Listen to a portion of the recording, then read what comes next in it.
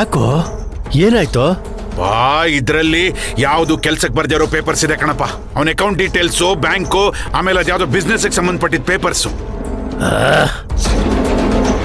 ಅಯ್ಯೋ ಥೂ ನಾಲಾಯಕ್ ನನ್ನ ಮಕ್ಕಳ, ಒಂದು ಕೆಲಸನೂ ನೆಟ್ಟಿಗೆ ಮಾಡಕ್ ಬರಲ್ವಲ್ರು? ಈ ಸೂಟ್ ಕೇಸ್ ತರಕಿನ ಮುಂಚೆ ಇದರಲ್ಲಿ ಏನಿದೆ ಏನಿಲ್ಲ ಅನ್ನೋದನ್ನ ನೋಡ್ಕೊಂಡು ತಗೊಂಡ್ಬರೋದಲ್ವಾ? ಯಜಮಾನ್ರೆ, ನಾವು ಮಧುಸೂದನ ಭೇಟಿಯಾದಾಗ ಈ ಸೂಟ್ ಕೇಸ್ ಇತ್ತು.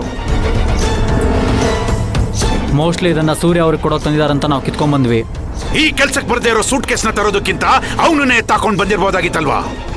ಅಲ್ರು, ಹೇಗೋ ಅವನಿಗೆ ಚಾಕು ಹಾಕಿದ್ರಿ.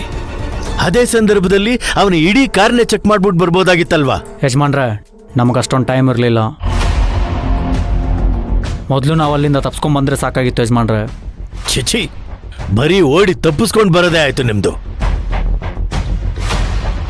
ಹೋಗ್ಲಿ, ಈಗ ಮಧುಸೂದನ್ ಪರಿಸ್ಥಿತಿ ಹೇಗಿದೆ? ಅವನೇನ್ ಬದುಕಿದಾನ ಇಲ್ಲ ಸತ್ತ ಹೋದ್ನ? ಅದು ಇನ್ನೂ ಬದುಕಿದಾನೆ ಯಜಮಾನ್ರೆ.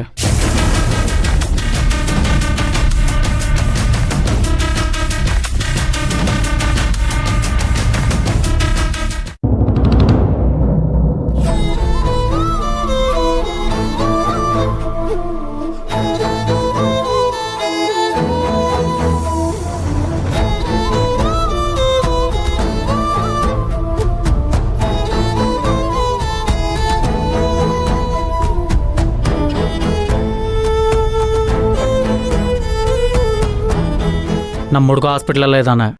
ಈಗಷ್ಟೇ ಫೋನ್ ಬಂದಿತ್ತು. ಈಗ ತಾನೇ ಸ್ಟಿಚ್ ಹಾಕಿದಾರಂತೆ ಯಜಮಾನ್ರೆ. ಇನ್ನೂ ಪ್ರಜ್ಞೆ ಬಂದಿಲ್ಲ ಅಂತೆ. ಸ್ವಲ್ಪ ಸೀರಿಯಸ್ ಕಂಡೀಷನ್